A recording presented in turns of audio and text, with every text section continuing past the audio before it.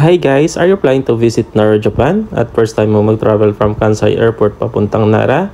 Don't worry guys, I got you. In this video, I'll show you 4 na options kung paano ka makakapunta sa Nara. Una, pwede kang mag-book ng private car.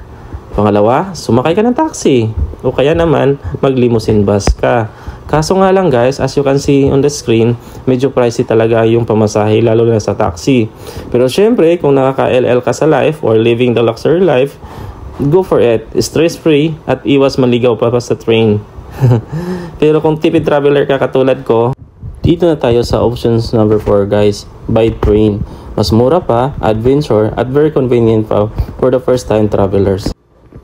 After natin dumaan sa immigration at custom guys, paglabas natin ay nandito na tayo sa arrival area ng Kansai International Airport.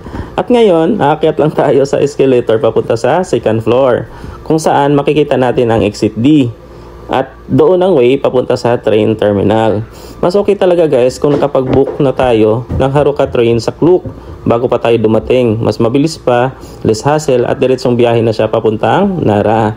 Kung wala naman po tayong ticket guys, no worries. Pwede rin tayong bumili sa GR ticket office machine malapit sa entrance ng GR station.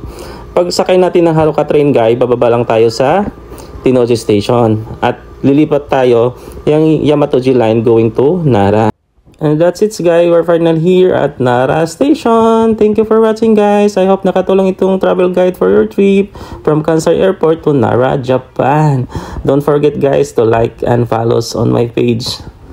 Thank you. Bye bye guys.